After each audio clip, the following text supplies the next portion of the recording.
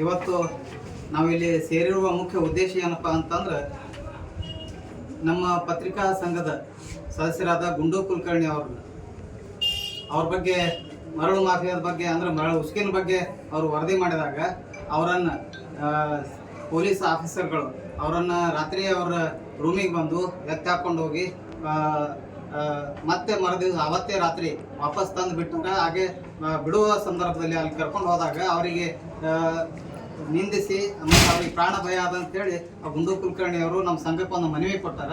ಆ ಮನವಿ ಪ್ರಕಾರ ನಾವು ಏನಪ್ಪ ಅಂತಂದ್ರೆ ಈಗ ಯಾವುದೇ ಆಗಲಿ ಒಂದು ಸುದ್ದಿ ಮಾಡಬೇಕಾದ್ರೆ ಸಾರ್ವಜನಿಕ ಹಿತಾಸಕ್ತಿ ಇರ್ತದೆ.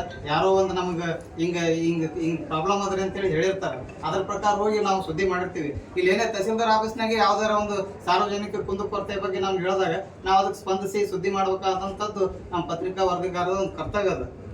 ಅದನ್ನೇ ಮಾಡಿದ ಸುದ್ದಿಯನ್ನು ಅದನ್ನು ಮೇಲಾಧಿಕಾರಿಗಳಾಗಲಿ ಆಫೀಸರ್ ಸಂಬಂಧಪಟ್ಟವರಾಗಲಿ ಅದನ್ನು ನೋಡಿಕೊಂಡು ಅದನ್ನು ತಿದ್ಕೊಂಡು ಮುಂದೆ ಆ ತಪ್ಪು ಆಗ್ಲಾರ್ದಂಗೆ ನೋಡ್ಕೊಂಡು ಹೋಗೋದು ಆಯಾ ಆಫೀಸರ್ಗಳ ಕೆಲಸ.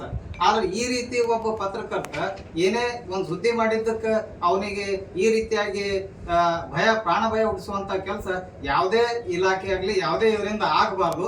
ಹಾಗೆ ನಾ ಮುಂದೆ ಇದಕ್ಕೆ ಮಾನ್ಯ ಇದು DC ಅವ್ರಿಗೂ ಆಮೇಲೆ AC ಅವರಿಗೆ ಆಮೇಲೆ SP ಅವ್ರಿಗೂ ಇದು ಕೊಟ್ಟಾಗ ಅವ್ರೇನು ಹೇಳಿದ್ರಪ್ಪ ಅಂತ ಅದಕ್ಕೆ ಒಂದು ಸಮಿತಿ ರಚನೆ ಮಾಡಿ ಒಬ್ಬ ಆಫೀಸರ್ ರಚನೆ ಮಾಡಿ ಅದ್ರ ಪ್ರಕಾರ ನಾವು ಅದು ತನಿಖೆ ಮಾಡ್ತೀವಿ ಅಂತ ಹೇಳಿದ್ರು. ಆ ಕಾರಣಕ್ಕಾಗಿ ತಪ್ಪು ಯಾರದೇ ಇರಲಿ, ನಮ್ಮ ಪತ್ರಕರ್ತರೇ ತಪ್ಪಿದ್ರು ಸಹಿತ ಅವ್ರಿಗೆ ಶಿಕ್ಷೆ ಆಗಬೇಕು.